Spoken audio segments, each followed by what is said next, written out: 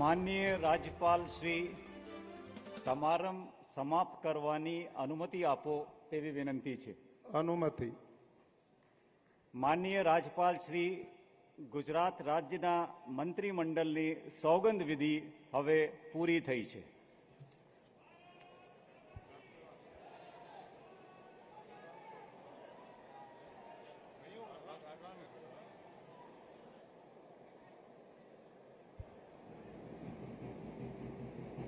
આપણે સૌ રાષ્ટ્રગીત માટે ઊભા થઈએ.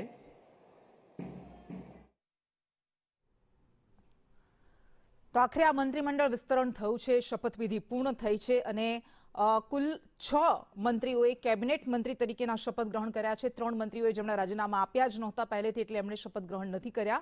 આ ઉપરાંત 3 મંત્રીઓ એવા છે ઈશ્વરસિંહ પટેલ, પ્રફુલ્લ પાનસેરિયા, મનીષા વકીલ કે જેમણે રાજ્ય કક્ષાના મંત્રી તરીકે સ્વતંત્ર પ્રભાર તરીકેના શપથ ગ્રહણ કર્યા છે. જે 6 મંત્રીઓને કેબિનેટ અત્યારે આપવામાં આવ્યું છે. હર્ષ સંઘવી જેઓ નાયબ મુખ્યમંત્રી પણ બન્યા છે.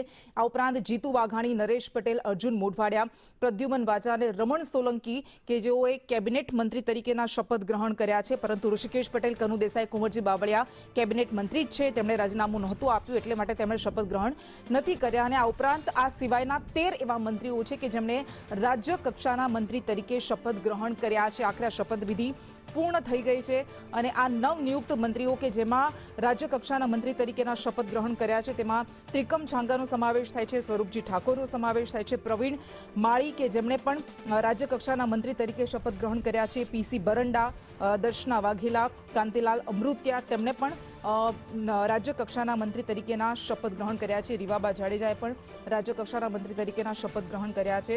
આ ઉપરાંત કૌશિક વેકરિયાએ પણ રાજ્ય કક્ષાના મંત્રી તરીકે શપથ ગ્રહણ કર્યા છે. પુરુષોત્તમ સોલંકી પહેલેથી જ મંત્રી હતા. આ ઉપરાંત અન્ય એ નામ કે જેમણે રાજ્ય કક્ષાના મંત્રી તરીકે શપથ ગ્રહણ કર્યા જેમાં રમણ સોલંકી, કમલેશ પટેલનું નામ પણ સામેલ છે.